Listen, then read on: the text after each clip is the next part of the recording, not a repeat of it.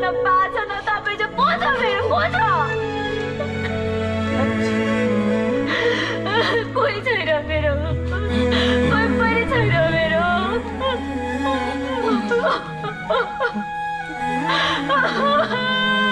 बोल्छु नि